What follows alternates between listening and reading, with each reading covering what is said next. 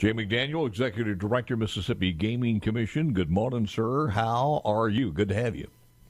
Good morning, Paul. And thank Happy you. Monday. And thank you on Happy Monday to you, and thank you on the short notice here too.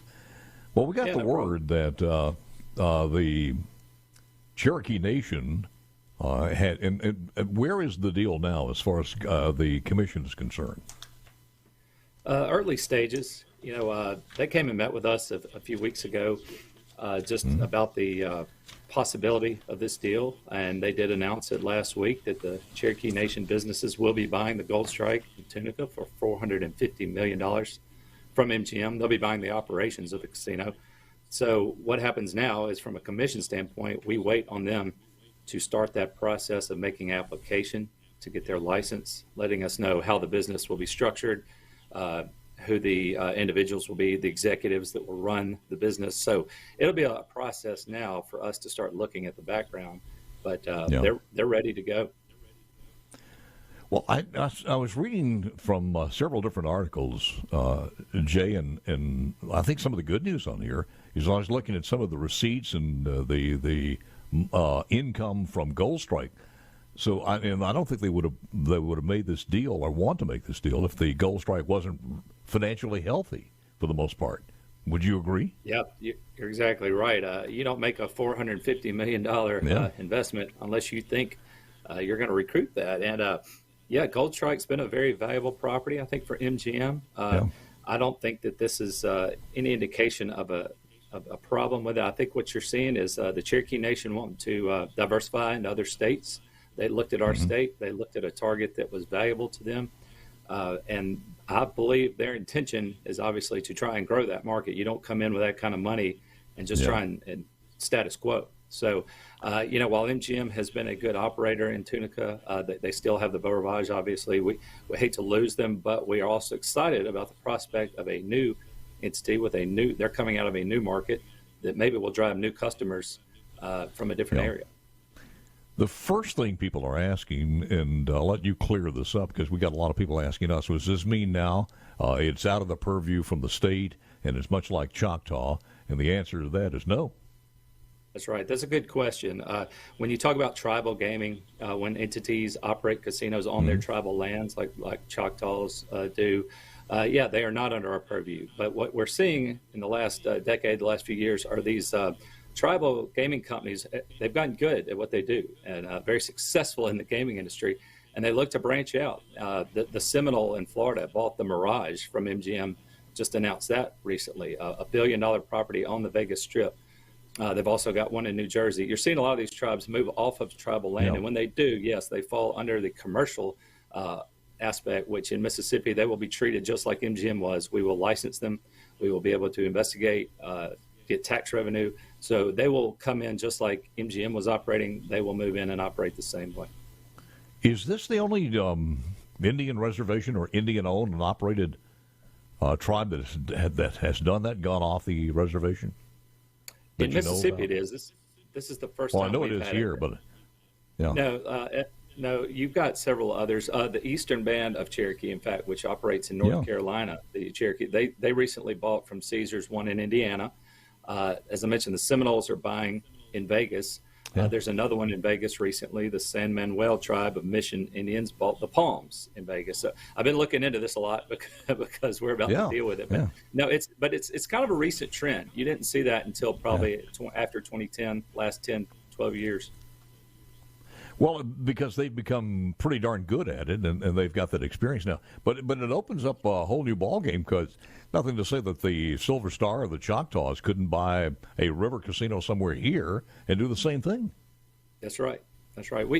What we do is, if they are going to come in, they just have to come in under our rules and our laws. Sometimes they're hesitant to do that, but if they wanted to step outside and do that, as long as they have a way to come in, have like Cherokee, they have a business arm that runs their operations.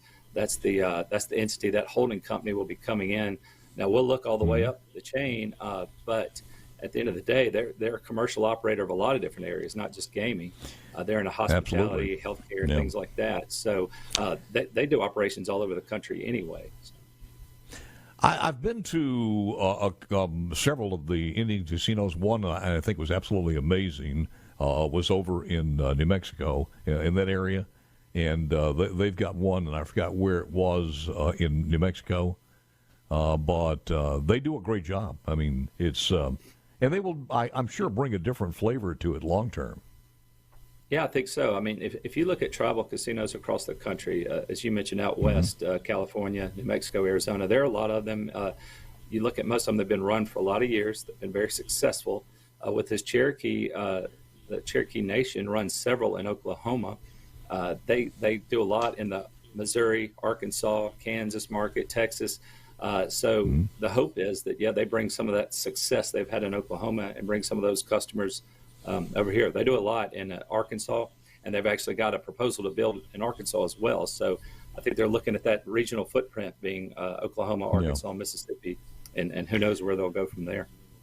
Gold Strike came up in 1994, one of the tallest, if not the tallest building, I think, 32 stories in the state of Mississippi.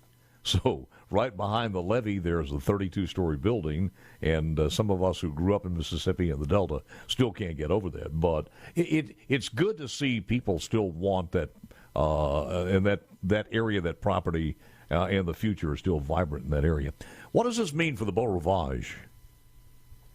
I think, well, hopefully what MGM's going to do with some of this cash they're about to get is put it into the Beau Rivage. But as far as an operator, the Beau Rivage, MGM announced they have no intention of vacating that property. I think they see that as one of their flagships. They have an investment going on right now at the Beau Rivage, room renovation across the board. Yeah.